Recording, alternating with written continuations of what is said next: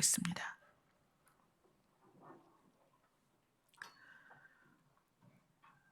우리의 찬양을 받으실 만한 분은 하나님밖에 없습니다. 이 땅의 모든 생명이 모든 이름 위에 뛰어난 이름이신 예수 그리스도를 찬양케 하여 주옵소서. 예수님 이름으로 기도드리옵나이다. 아멘. 말씀 보겠습니다. 말씀은 누가복음 4장 16절에서 20절까지 말씀 보겠습니다.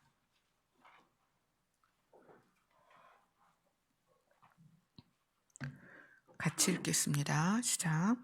예수께서 그 자라나신 곳 나사렛에 이르사 안식일에 늘 하시던 대로 회당에 들어가사 성경을 읽으려고 서심해 이사야의 글을 들이거늘 책을 펴서 이렇게 기록된 데를 찾으시니 곧 주의 성령이 내게 임하셨으니 이는 가난한 자에게 복음을 전하게 하시려고 내게 기름을 부으시고 나를 보내사 포로된 자에게 자유를 눈먼 자에게 다시 보게 함을 전파하며 눌린 자를 자유롭게 함 주의 은혜의 해를 전파하게 하려 하심이라 하였더라. 책을 덮어 그 맡은 자에게 주시고 앉으시니 회당에 있는 자들이 다 주목하여 보더라. 아멘. 사실 이 본문을 가지고 이렇게 오랫동안 여러분들하고 같이 나누게 될 줄 저도 몰랐어요. 네.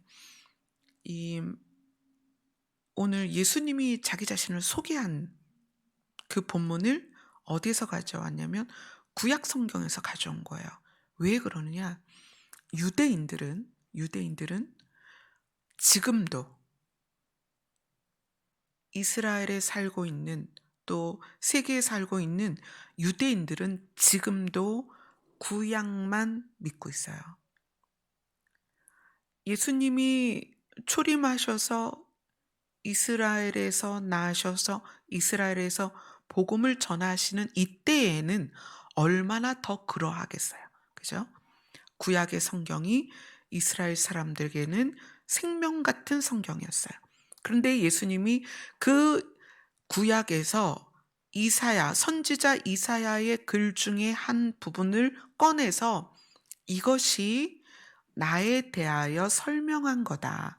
내가 여기 와서 이 사역을 하고 있고 사역의 목적과 결과가 이러할 것이다 라고 이사야서의 글을 가지고 사람들에게 읽어주신 거예요. 그냥 사람들은 예수님이 읽어주신 그 부분을 어떻게 설명하실까 주목하여 예수님을 바라보고 있습니다. 예수님이 자기 자신을 이사야의 글 가운데 어떤 부분을 가지고 설명을 하셨냐면 오늘 본문 보니까 주의 성령은 하나님의 영이시잖아요. 성령이 나에게 임하셨다. 예수님 자기 자신을 향해서 말하는 거예요. 나에게 임하셨다. 왜냐하면 가난한 자에게 복음을 전하게 하시려고 나에게 임했다. 여기서의 가난한 자는 물질적인 가난도 들어있지만 예수님은 사실 산상수훈에서 그렇게 말씀하세요. 심령이 가난한 자는 복이 있나니 천국이 그들의 것이 될 것이다. 그래서 여기에서의 가난한 자는 마음의 가난한 자를 말하는 거예요. 마음이 슬프고 아프고 어떤 것으로도 채울 수 없는 그러한 가난한 자에게 복음을 전하게 하려고 하나님이 나에게 임했다. 예수님이 지금 설명하는 거예요. 그리고 내가 이 복음을 전할 수 있는 신분이 되게 하려고 어떻게 했다? 기름을 부었다. 그래서 예수님이 일반인이었는데 일반인이었다는 게 신이 아니었다는 게 아니라 자격을 부여했다는 것을 분명하게 알려주는 거예요. 성령이 나에게 임하셔서 복음을 전하게 하려고 기름을 부어서 내가 복음을 전할 수 있는 신분이 되었다. 그리고 기름을 부었다는 것은 신분뿐만 아니라 성분이 변했다. 그죠? 기름이 들어간 것과 들어가지 않은 건 성분 자체가 다르잖아요. 하나님의 영이 예수님에게 기름을 부으셔서 신분이 바뀌고 성분이 바뀌었다. 그래서 내가 오늘 복음을 전하는데 이 복음의 내용이 뭐냐면, 이 복음을 가지고 나를 보내셔서 이 복음을 전하게 하셨는데 이 복음의 내용이 뭐냐면 포로된 자에게 자유를 주는 복음이다. 이렇게 얘기해요. 자, 그러면 포로된 자에게 자유를 준다는 것은 예수님이 주의 성령이 임해서 신분이 바뀌어서 또 기름을 부으셔서 예수님이 신분이 바뀌어서 복음을 전하셨던 것처럼 예수님이 복음을 전해서 그 복음이 받아들여지면 복음을 받은 사람의 신분이 바뀝니다. 뭐에서? 종에서 자유자로. 포로된 자에게 자유를 주는 복음이다. 이 복음을 받아들이면 신분이 바뀐다. 종에서 자유자가 된다. 그런데 종에서 자유자가 되는 신분만 바뀌는 게 아니라는 거예요. 예수님이 성령이 임하고 기름 부음을 받아서 신분이 바뀌고 성분이 바뀌고 그런 상태에서 복음을 전하시는 것처럼 예수님이 성령이 임해서 기름 부음을 받고 복음을 전하실 때에 죽은 자가 살아나고 눈먼 자가 눈을 뜨고 중풍병자가 고침을 받고 그런 역사들이 일어났잖아요. 근데 복음을 받아들이면 포로된 자가 종이 자유자가 된다는 거예요. 신분이 바뀌는 거예요. 그 다음에 그 신분 바뀐 것이 거기에서 멈추는 게 아니라 신분이 바뀐 것이 그들의 삶에 적용이 된다는 거예요.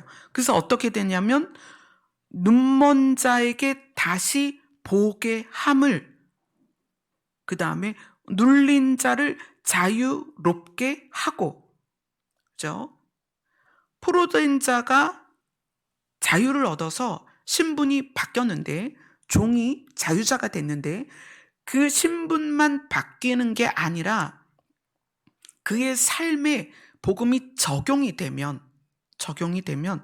눈먼 자가 다시 보게 될 거라는 거예요.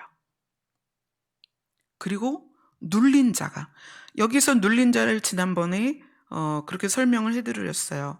상처 입은 자 또는 산산이 부서진 자, 그렇게 해석을 할 수 있습니다. 그런 사람이 자유롭게 된다는 거예요. 움직일 수 있고 무엇이든 할 수 있게 그 복음이 삶까지 적용이 된다는 거예요. 그러면서 그 다음에 아주 중요한 얘기를 해요. 주의 은혜의 해를 전파하는 것이 복음이다. 이렇게 얘기를 해요. 그럼 주의 은혜의 해는 뭐냐? 이거는 이스라엘 사람들은 다 알아요. 유대인은 주의 은혜의 해가 뭐냐? 이걸 너무나 잘 압니다. 우리는 모르지만 이스라엘 사람들은 그들의 삶 가운데, 역사 가운데 반복되어지는 해가 있어요. 그게 뭐냐면 아예 성경을 보도록 할게요. 레위기로 봅시다.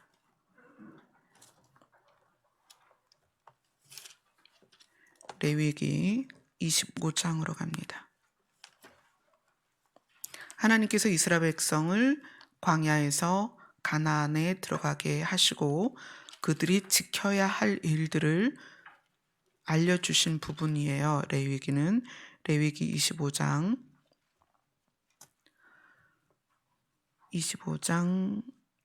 4절을 같이 읽겠습니다. 시작. 일곱째 해에는 그 땅이 쉬어 안식하게 할지니 여호와께 대한 안식이라. 너는 그 밭에 파종하거나 포도원을 가꾸지 말며. 하나님께서 이스라엘 자손을 그 가나안에 들어가게 하시고 뭐라고 얘기하냐면 너는 6년 동안 그 밭에 파종하며 6년 동안 포도원을 가꾸어 그 소출을 거둘 것이나, 그 다음에 일곱 번째 해에는 그 땅이 쉬어야 된다. 그래서 그것을 안식이라고 표현하세요. 땅이 쉬어야 되니까 안식할 수 있도록 안식할 수 있도록 그 땅의 밭에 파종하거나 포도원을 가꾸지 마라. 그래요. 이것을 안식년 이렇게 불러요. 그래서 6년 동안 밭을 갈고 파종하고 포도원을 가꾸지만 7년째 되는 해에는 하지 말라. 안식하는 해고 그 땅이 쉬어야 된다. 여기서 이제 목적은 땅을 쉬게 하는 거예요. 그리고 나서 지금 레위기 25장 보고 있죠? 10절을 보겠습니다. 시작. 너희는 50년째 해를 거룩하게 하여 그 땅에 있는 모든 주민을 위하여 자유를 공포하라. 이 해는 너희에게 희년이니 너희는 각각 자기의 소유지로 돌아가며 각각 자기의 가족에게로 돌아갈지며. 6년까지 파종하고 포도원을 가꾸고 소출을 얻는데 7년째에는 안식년을 두고 땅을 쉬게 해요. 그런데 안식년에 땅을 쉬게 하는데 땅을 쉬게 하니까 누구도 자연스럽게 쉴까요? 사람도 쉬는 거예요. 하나님이 땅을 쉬게 하지만 그 땅을 쉬게 하기 위해서 사람도 쉬게 돼요. 근데 이 주체가 땅이지 사람은 아니라는 거예요. 지금은 이게 바뀌어서 안식년 그래가지고 사람들이 쉬는데 사실은 하나님이 이 안식년의 의미는 사실 땅을 쉬게 하는 거예요. 그래서 땅을 쉬게 하려니까 사람이 쉬는 거죠. 그런데 이 안식년을 7번을 하면 77은 49, 49년이죠. 49년이 지나고 50년째가 되면 그 50년째에는 모든 주민을 자유롭게 하는 거예요. 사람을 쉬게 하는 거예요. 근데 그 쉼이 어디까지 가냐면 종을 다 풀어주는 거예요. 종이 나면서부터 종이 있고 또 어떤 이유로 종이 되는 경우가 있는데 어떤 이유로 종이 되냐면 빚을 졌는데 빚을 못 갚았을 때 그것의 대가로 가족을 내어주거나 자기 자신이 종이 되는 경우가 있죠. 그래서 이런저런 여러 가지 이유로 종이 됩니다. 그때 당시에는 또 종을 가정에 많이 두고 있었는데 이 종에 대해서 하나님이 50년째 해가 되면 어떤 종이든 어디로 보내라? 자기의 소유지나 가족에게로 돌려보내라는 거예요. 이거는 사람에 대하여 완전한 안식을 주는 거예요. 어떤 이유로든 포로가 됐든 그죠? 값을 치르지 못해서 종이 됐든 그 종에게서 또 태어나서 종이 됐든 그 모든 사람에 대해서 자유를 주는 거예요. 이게 희년입니다. 그래서 하나님의 은혜의 해 이렇게 이야기하면 이스라엘 사람들은 다 알아들어요. 희년이다. 그러면 예수님이 복음을 가지고 오셨을 때 내가 하는 일은 너희들에게 희년을 주기 위함이다. 진정한 휴식이라는 거예요. 안식년은 땅을 위한 휴식이고 땅을 휴식시키려고 사람이 쉬는 거고 안식년이 아니라 희년은 사람이 주체예요. 하나님이 사람을 쉬게 하려고 주신 해란 말이에요. 그래서 그것을 하나님이 우리에게 주시는 은혜의 해다 이렇게 이야기를 합니다. 땅을 쉬게 하는 이유가 뭘까요? 하나님이 이스라엘 백성을 가나안에서 살게 하실 때 왜 이런 규칙을 주셨을까? 그거는 로마서로 한번 가보겠습니다. 안식년을 주시는 이유는 로마서 8장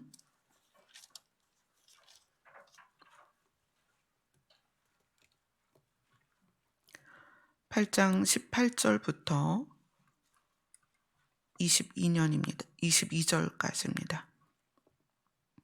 같이 읽겠습니다. 시작. 생각한 건대 현재의 고난은 장차 우리에게 나타날 영광과 비교할 수 없도다. 피조물이 고대하는 바는 하나님의 아들들이 나타나는 것이니 피조물이 허무한데 굴복하는 것은 자기 뜻이 아니요 오직 굴복하게 하시는 이로 말미암음이니라. 그 바라는 것은 피조물도 썩어짐의 종노릇한 데서 해방되어 하나님의 자녀들의 영광의 자유에 이르는 것이니라. 피조물이 다 이제까지 함께 탄식하며 함께 고통을 겪고 있는 것을 우리가 아느니라. 피조물의 고통, 피조물의 탄식이 왜 시작됐느냐? 아담이 선악과를 먹으면서부터요. 에덴을 제외한 모든 곳이 죄로 둘러싸이고 죄를 소유한 사람이 발을 디디는 곳마다 가시와 엉겅퀴를 내게 됐어요. 그러니까 사람에 의하여, 사람의 죄로 인하여 이 피조물이 고통을 겪는다는 거예요. 탄식을 하고 고통을 겪는데 그들이 무엇을 바라고 있냐면 이 피조물들도 이 썩어지는 이 상황, 그것을 이제 종이라고 표현했잖아요. 이 피조물도 해방이 되고 싶은 거예요. 근데 이 해방이 언제 될 수 있느냐? 새하늘과 새 땅이 돼야만 되거든요. 그런데 그 실체가 오기까지, 새하늘과 새 땅이 오기까지 이 세상을 하나님께서 실체를 맛볼 수 있는 그림자를 주시는 거예요. 그게 뭐냐면 안식년이에요. 피조물에게 안식년을 주시는 이유는 너희가 조금만 참으면 너희도 완전한 쉼을 얻게 될 거야. 너희의 탄식과 너희의 고통이 끝날 거야. 누구 때문에 생겼어요? 사람 때문에 생긴 거예요. 원래 하나님의 창조는 가시와 엉겅퀴를 내는 그런 저주받은 땅으로 창조된 게 아니었다는 거예요.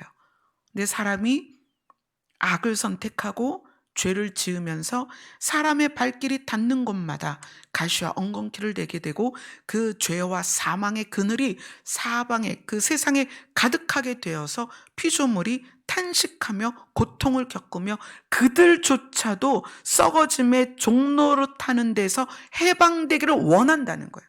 피조물이.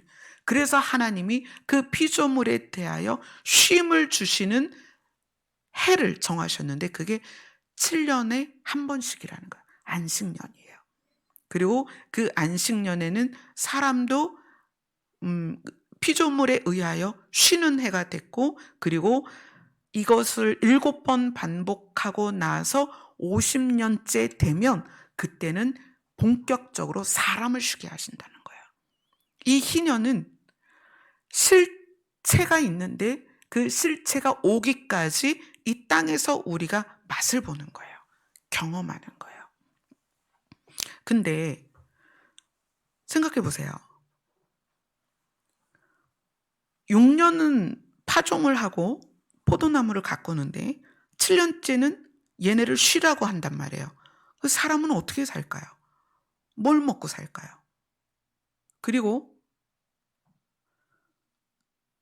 7년, 7년, 7년 반복되면서 7번째 해는 안식년인데 그러면 7번의 안식년이 지나고 그 다음에는 희년이에요.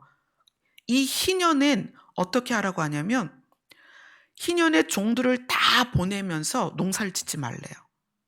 그러면 안식년에도 농사 못 짓고 안식년은 땅을 위해서 농사를 짓지 말고 희년은 사람을 위해서 농사를 짓지 말고 그 2년을 농사를 짓지 말라는 거예요. 사람은 어떻게 먹고 살까요? 그죠? 안식년과 희년이 좋은 것이긴 해요. 의미는 굉장히 좋죠. 땅을 쉬게 하고 사람을 쉬게 하니까. 그런데 땅을 쉬고 사람이 쉬려면 농사를 못 짓잖아요. 농경사회인데 그럼 어떻게 하라는 말이에요? 그것에 대해서 해답을 이렇게 하십니다. 우리 아까 레위기 봤죠? 레위기 25장으로 갑니다. 레위기 25장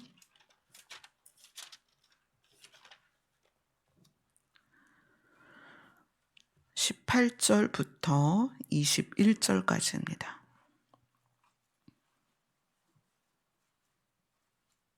레위기 25장 18절부터 21절까지입니다. 같이 읽겠습니다. 시작. 너희는 내 규례를 행하며 내 법도를 지켜 행하라. 그리하면 너희가 그 땅에 안전하게 거주할 것이라. 땅은 그것에 열매를 내리니 너희가 배불리 먹고 거기에 안전하게 거주하리라. 만일 너희가 말하기를 우리가 만일 일곱째 해에 심지도 못하고 소출을 거두지도 못하면 우리가 무엇을 먹으리요 하겠으나 내가 명령하여 여섯째 해에 내 복을 너희에게 주어 그 소출이 3년 동안 쓰기에 족하게 하리라. 아멘. 자, 일곱째 해가 안식년이고요. 그 다음 해는 희년이에요. 그죠? 50년 중에서 49해째는 안식년이고 50년째는 희년이에요. 그러면 49, 52, 2년 동안은 소출을 우리가 거둘 수가 없단 말이에요. 그런데 하나님께서 뭐라고 말씀하시냐면 너희가 이것을 지켜 행하면 내가 여섯 번째 해에 너희에게 복을 줄 것인데 어떻게 복을 줄 거냐면 3년을 먹을 수 있도록 복을 줄 것이다. 그래서 희년 그 다음 해에 뿌리면 그 뿌린 것을 그 다음에 거두잖아요. 그래서 그 다음 해에 거두기 전까지 먹을 수 있도록 3년치를 여섯 번째 해에 너희에게 주겠다는 거예요. 이게 하나님의 약속이에요. 자, 그러면 생각해 봅시다. 안식년과 희년이 있는 49해째와 50년째를 맞이하는 이스라엘 백성이 이것을 로 맞이하려면 여기에 대한 믿음이 있어야 된다는 거예요. 어떤 믿음? 하나님이 우리에게 3년치 양식을 주실 거라는 믿음이요. 여섯 번째 해에 그들이 거둬들이는 소출을 가지고 일곱 번째, 여덟 번째 해에 먹어야 돼요. 그리고 아홉 번째에 씨를 뿌려서 파종을 그 다음 해에 거둘 거니까 그 소출이 나올 때까지는 이걸로 먹어야 되는데 이것에 대해서 믿음이 없으면 여섯 번째 해에 거둔 걸 가지고 계속 불안한 거예요. 일곱 번째 해에도 불안하고 여덟 번째 해에도 불안하고 내가 이걸 가지고 다음 소출을 얻을 때까지 먹고 살 수 있을까? 하나님이 주시는 은혜는 믿음으로 누립니다. 하나님은 가지고 계시고 우리에게 주시기로 약속하셨어요. 그런데 주시기로 약속하신 것을 주실 것인데 주시기까지의 시간, 그것을 우리가 못 견딘다는 거예요. 불안해하고 두려워하고 근심하고 걱정하고 그것이 내 눈앞에 나타나기까지 우리가 조바심을 낸다는 거예요. 하나님은 약속하셨습니다. 자, 이것이 우리에게 주는 의미는 우리의 진짜 희년은 새하늘과 새 땅입니다. 우리는 그곳으로 가야 하고 시편은 우리가 가야 할 그 땅에 대해서 뭐라고 표현하냐면 산자들의 땅이다 이렇게 표현을 해요. 우리는 그곳으로 가야 됩니다. 거기로 가는 것이 은혜의 해입니다. 근데 그 과정이 우리에게 너무나 많은 일들이 있다는 거예요. 근데 그 많은 일들 가운데에서 우리가 하나님의 약속을 신뢰하지 않으면 우리는 조바심 나고 두렵고 걱정하고 근심하고 하면서 어떻게 하냐면 하나님이 여섯 번째 해에 복을 주셔서 3년 동안 쓰기에 부족함이 없는 소출을 주실 것임에도 불구하고 내가 내 손으로 무언가를 한다는 거예요. 안식년과 희년을 범하게 되는 거예요. 무엇 때문에? 하나님의 약속을 신뢰하지 않기 때문에. 제가 하나님의 약속을 어떻게 신뢰할 수 있는지 이제 그 이해를 보여드리도록 하겠습니다. 호세아서를 가겠습니다.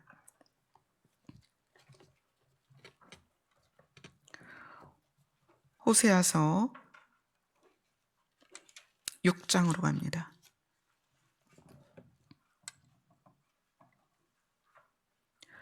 호세아서 6장 1절과 2절입니다.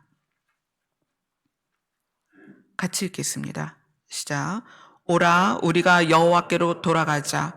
여호와께서 우리를 찢으셨으나 도로 낫게 하실 것이요 우리를 치셨으나 싸매어 주실 것임이라. 여호와께서 이틀 후에 우리를 살리시며 셋째 날에 우리를 일으키시리니 우리가 그의 앞에 살리라. 이 말씀은 사실은 좀 더 풀어서 읽어야 됩니다. 왜냐하면 호세아는 이 호세아 6장 1절 2절을 우리라는 표현을 했지만 여기에는 조금 더 상세한 설명이 필요해요. 왜냐하면 이것이 예수 그리스도를 예표한 말씀이기 때문이에요. 호세아가 이것을 썼을 때에는 본인들의 고백이었지만 예수님이 초림하셔서 그의 생애를 보니까 이 호세아서에서 호세아가 말한 그의 고백이 예수님에게 그대로 적용됐단 말이에요. 그래서 예수님이 초림하신 것을 지나온 우리 세대는 이 호세아서 6장 1절 2절을 어떻게 읽어야 되냐면 이제 제가 읽어 드릴게요. 제가 읽는 거를 들으면서 본문을 보세요. 오라, 우리가 여호와께로 돌아가자. 여호와께서 우리를 위하여 예수님을 대신 찢으셨으나 예수님을 도로 낫게 하셨다. 우리를 대신하여 예수님을 치셨으나 예수님을 싸매어 주셨다.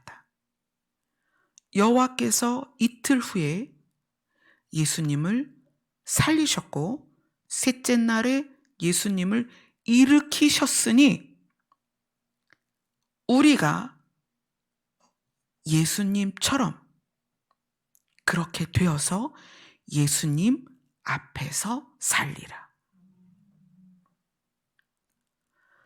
이 호세아서 6장 1절 2절은 예수님에 대한 이야기를 완벽하게 호세아가 고백한 거예요. 근데 호세아 자기 자신은 이것에 대해서 잘 몰랐습니다. 그러나 시간이 지나서 예수 그리스도께서 오셔서 이 호세아서에 나와 있는 고백대로 자기 자신이 그 삶을 그대로 살아내셨어요. 그리고 이것을 우리에게 이제 적용을 시켜주시는 거예요. 우리가 찢겨도 우리는 도로 낫게 될 것입니다. 우리가 침을 받아도 우리는 다시 하나님께서 싸매어 주실 것입니다. 그 결론은 뭐냐면 하나님께서 예수님을 일으키신 것처럼 우리를 일으키셔서 우리를 예수님 앞에 세우셔야 하기 때문입니다. 이것은 무슨 얘기냐면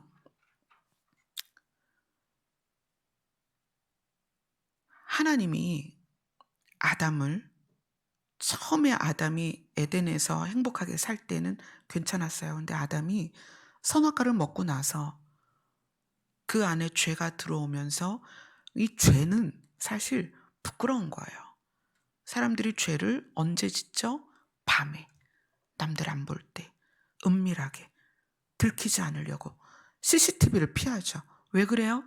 죄는 수치스럽기 때문에 그래요. 그래서 아담에게 선악과를 먹고 나서 가장 먼저 들어온 게 수치심이에요. 그런데 그 수치심을 느낀 아담에게 창세기 3장을 마무리할 때 하나님께서 어떻게 하시냐면 하나님께서 아담과 하와에게 손수 가죽 옷을 지어 입히시더라. 이렇게 나와요. 뭐죠? 수치를 가려주신 거예요. 수치는 우리가 해결할 수 없습니다. 아담은 그 수치를 해결해 보려고 나뭇잎으로 치마를 만들어 입어봤지만 그것은 햇볕에 다 바짝 말라버려요. 그래서 하나님을 피하고 들키지 않으려고 나무 숲으로 숨습니다. 어떻게 해도 죄는 해결되지 않습니다. 그 수치를 가릴 수 있는 건 하나님만 하실 수 있어요. 그래서 아담에게 가죽옷을 지어 입히셨어요. 그런데 하나님은 그 순간부터 무엇을 생각하셨냐면 사람의 수치를 가릴 수 있는 건 하나님 자신밖에 없다는 걸 아신 거예요.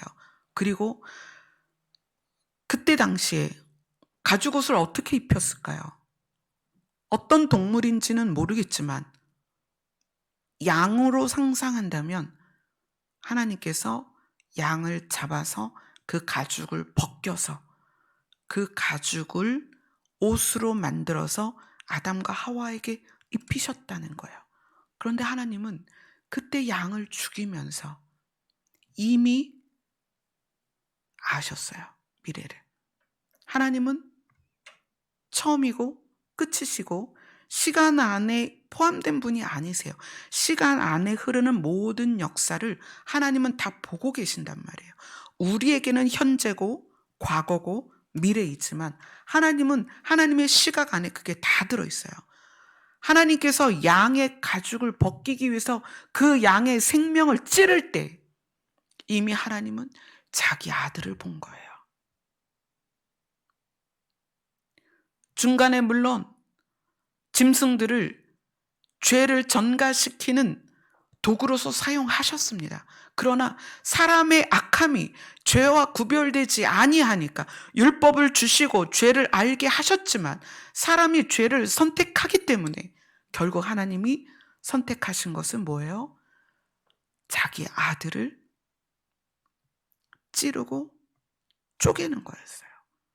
근데 하나님이 이미 아담에게 양을 그 짐승이 뭔지는 모르지만 예를 들어서 양의 가죽을 벗기기 위해서 그의 양의 생명을 찌를 때에 하나님은 아들을 보내어 사람의 수치를 가려야 되는 걸 아셨다는 거예요. 갈라디아서로 갑니다. 갈라디아서 3장 27절입니다.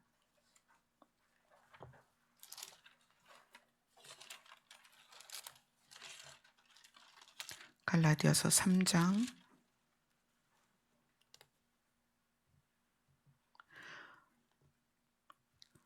26절, 27절 같이 읽겠습니다. 갈라디아서 3장 26절, 27절입니다.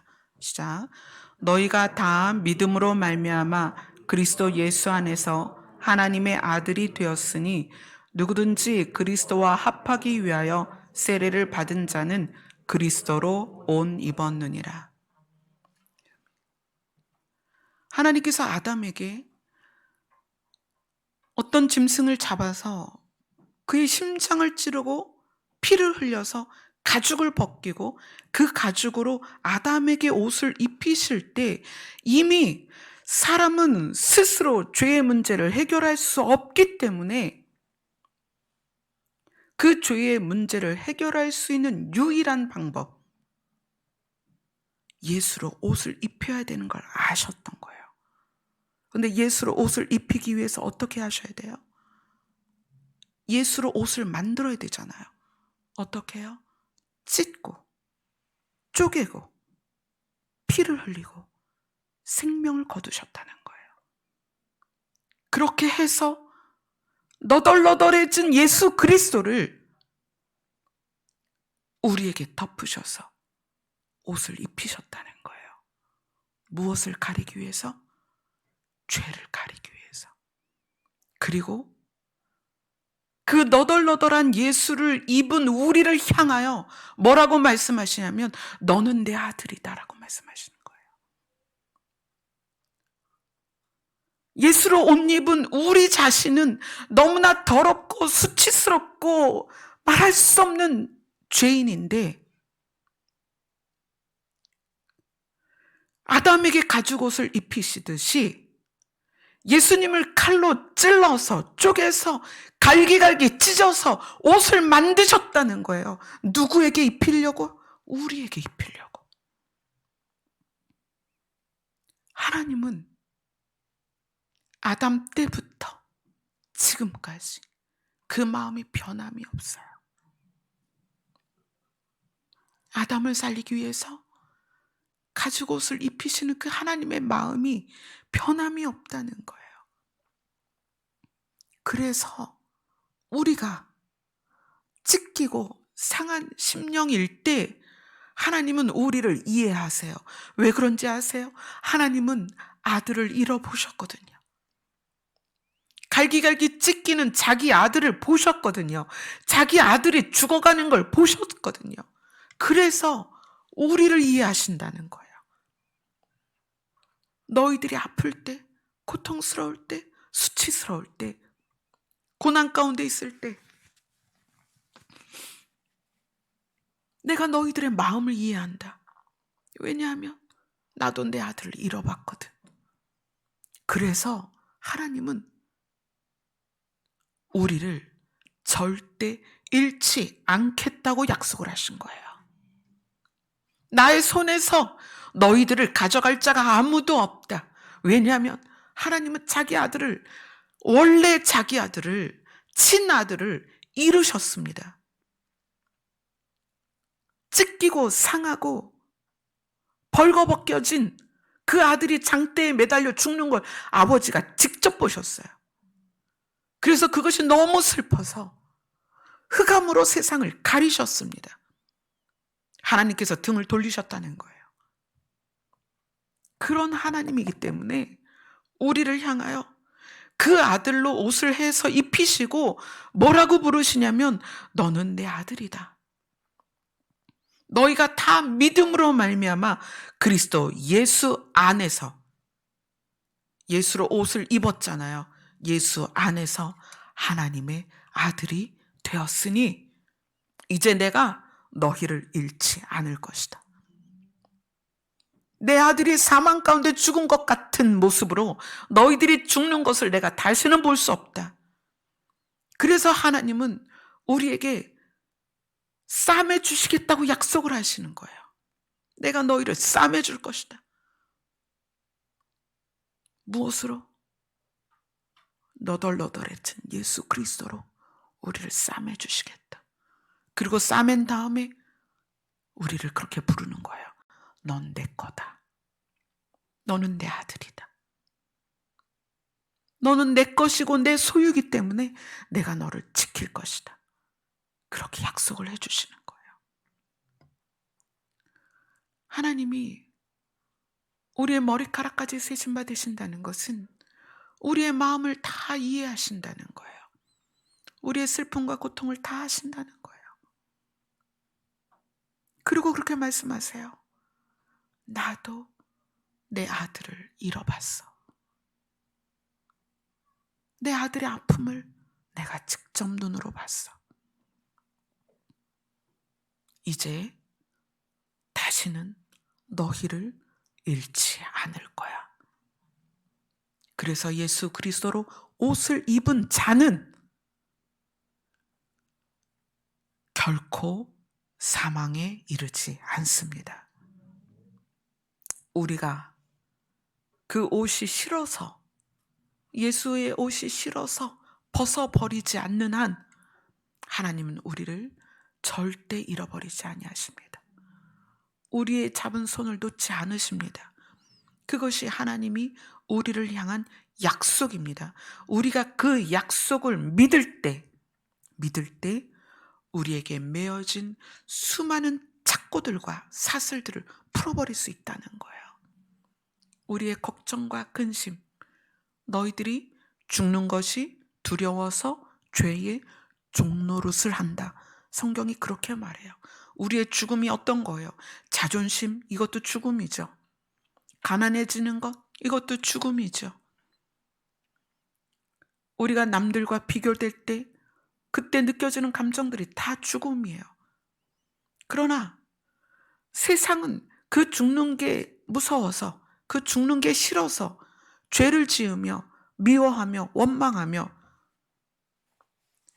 자기가 어떻게 하든 자기의 수치를 가리려고 하지만 우리는 그럴 필요가 없다는 거예요. 우리의 수치를 예수님이 가려주셨습니다. 우리는 예수 그리스도로 옷을 입었기 때문입니다. 그러나 진정한 희년이 오기 전까지 안식년과 희년이 반복됐던 이스라엘의 역사처럼 우리에게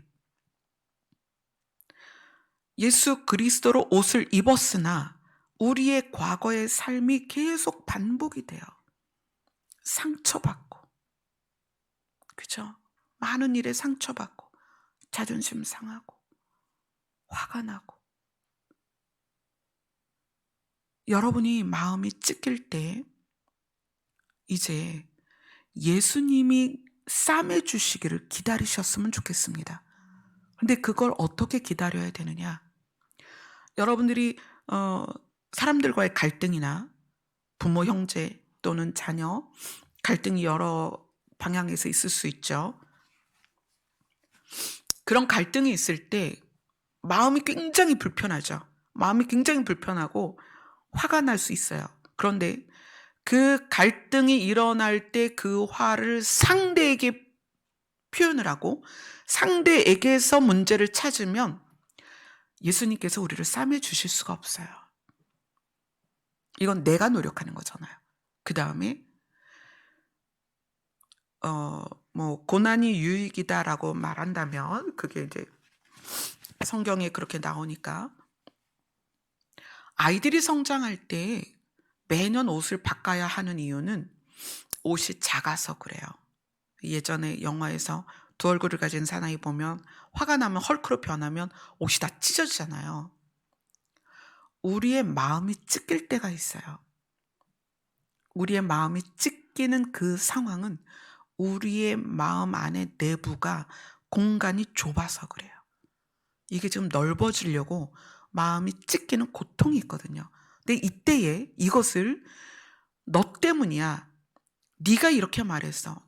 네가 이렇게 행동해서 내가 이렇게 화가 나는 거야. 이렇게 하면 내 내면에 내 그릇이 커지질 않아요. 그런 갈등을 가지고 내 안에서 내가 이것을 왜 갈등으로 느낄까? 내가 왜 이것 때문에 자존심이 상할까? 내가 이것 때문에 왜 상처를 받을까? 이것을 묵상을 해야 돼요. 그리고 이것을 예수님 앞에 가져가야 돼요. 예수님, 제가 오늘 누구랑 대화를 했는데 자존심이 너무 상했어요. 예수님, 제가 오늘 누구랑 어떤 일을 하는데 너무 무시당하는 느낌이었어요. 그럴 수 있죠. 그런 경험들이 우리에게는 자주 있습니다. 그럴 때 그것을 쟤 너무 나쁜 애야. 쟤 때문에 내가 열받아 못 살겠어. 그러면 내 내면은 그대로예요. 찢고 나와야 되는데 못 나온단 말이에요. 그럴 때 어떻게 해라? 왜 나는 지금 이것 때문에 무시당한다고 느낄까? 나는 지금 이 상황에서 왜 자존심이 상할까? 지금 나는 이 상황에서 왜 이렇게 두려울까? 지금 이 상황에서 나는 왜 이렇게 수치스러울까? 이것을 내가 내 안에서 찾으면서 어떻게 해야 된다? 예수 그리스도께 그걸 가지고 가야 돼요. 그래야 예수님 자신이 옷이 되셔서 우리를 싸매 주신단 말이에요. 성경에 생명싸개라는 말이 있어요. 예수님이 생명이시기 때문에 그분이 우리를 감싸 주셔야 우리에게 생명이 있는 거예요. 이거를 타인에게서 해결하려고 하지 마세요. 문제를 다른 곳에서 찾지 마세요. 이거는 이제 우리 일상에서 있는 삶 가운데서 적용할 부분이지만 이제 크게 예수님이 우리에게 주시는 자유의 복음은 희년을 위해서다. 근데 그 희년이 무엇이냐면 실제적인 실체가 있는 희년인데 그것이 어디다? 새하늘과 새 땅이다. 그곳에는 어둠도 없고 슬픔도 없고 아픔도 없고 고난도 없고 모든 피조물과 사람이 완전히 안식을 누리는 곳입니다. 예수님의 복음은 그것을 주기 위한 복음입니다. 아멘. 우리의 마음이 찢어질 때 예수님께서 우리를 생명싸개로 싸매 주신다는 것을 기억하세요. 그리고 이 복음이 무엇을 위해서 우리에게 주어졌는지, 예수님이 이 복음을 왜 가져오셨는지를 늘 기억하시면서 나의 있는 이 모든 문제를 예수님 앞에 가져갈 때 마음이 찢기고 상하고 그러한 상황에서 반드시 예수님이 우리를 싸매 주실 것입니다. 하나님께서 가죽옷을 아담에게 입히시듯이 우리를 예수 그리스도로 입혀 주실 것입니다. 아멘. 기도하겠습니다.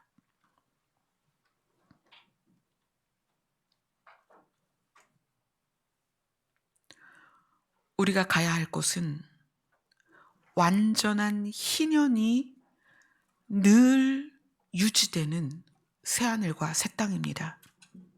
그곳으로 가기 위하여 우리는 이 땅을 지나가야 합니다. 이 땅을 지나가는 동안에 하나님께서는 우리를 결코 버리지 아니하십니다. 예수 그리스도로 온 입은 우리는 하나님의 자녀가 된 것을 믿음으로 누릴 수 있게 하여 주시옵소서. 예수님 이름으로 기도드리옵나이다. 아멘.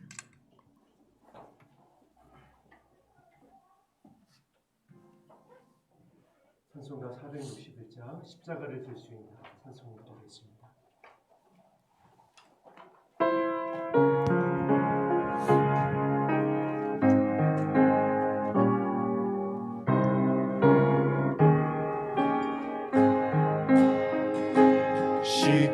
십자가를 질 수 있나 주가 물어보실 때 죽기가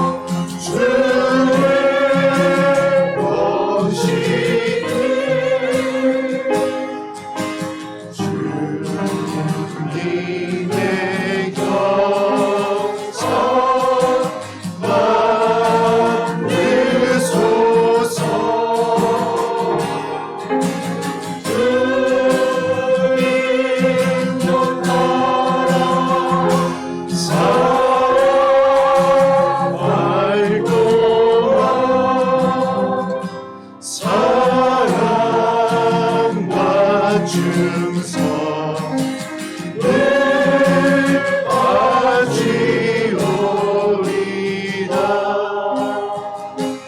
걱정 근심 얻은 은혜 너를 둘러 덮을 때 주께 내 영 맡기겠나. 죄우승 믿는 우리의 심령은 주님의 것입니다.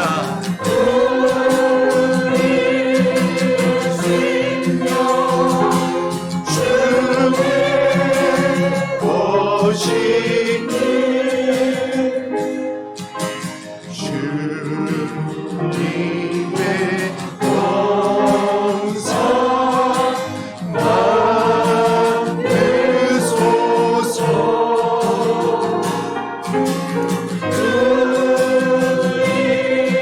영광 받으소서.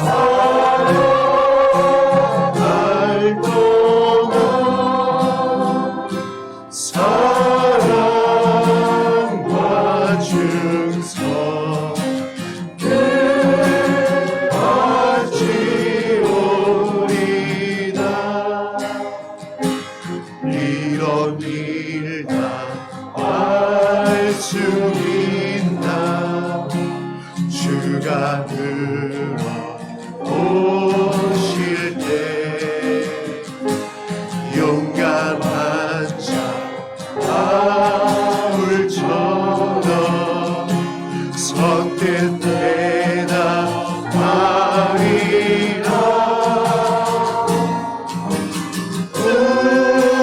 우리의 심령 주께 오시니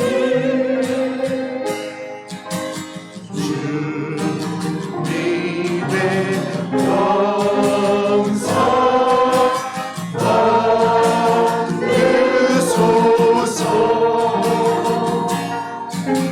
주님도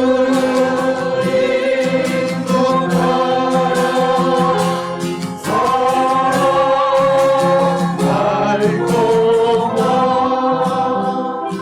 사랑과 증서 우리를 새하늘과 새 땅으로 인도하여 주옵소서. 우리의 심령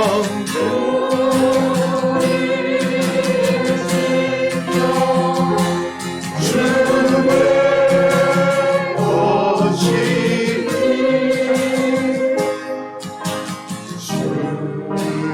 주님의 영광 받으소서.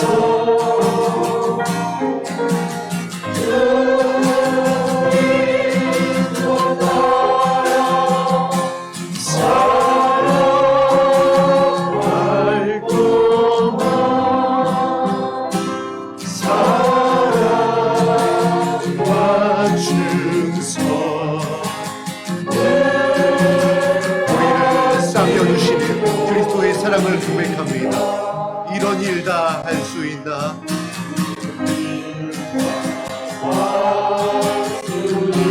주가 물어보십니다.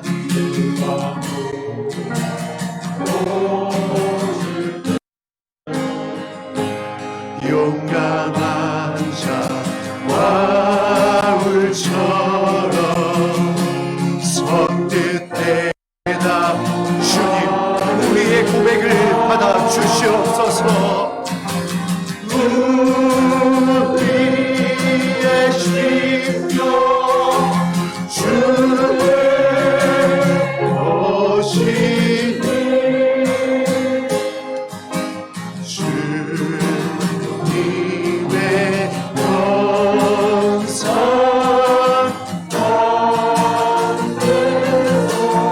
아멘. 주인도 따라서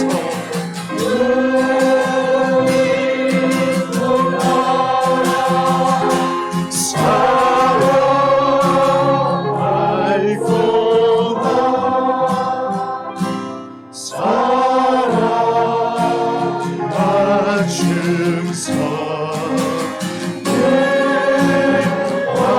가지오리다.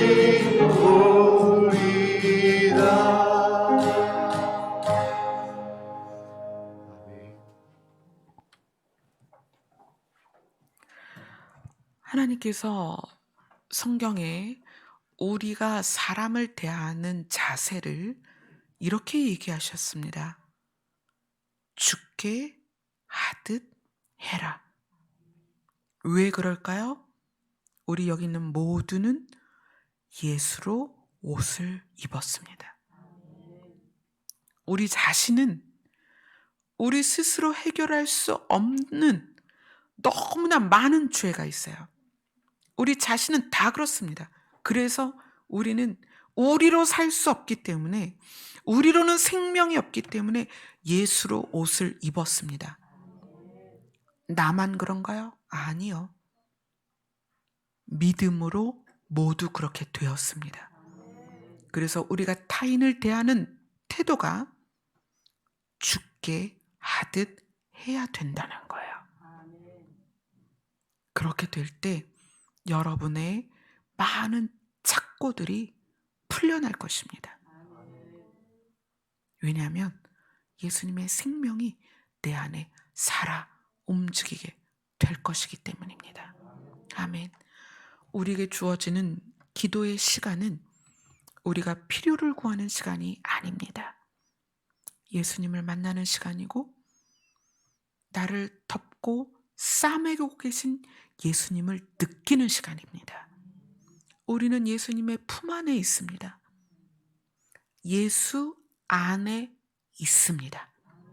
그 예수님과 깊이 느끼고 사귀는 시간이 기도 시간입니다.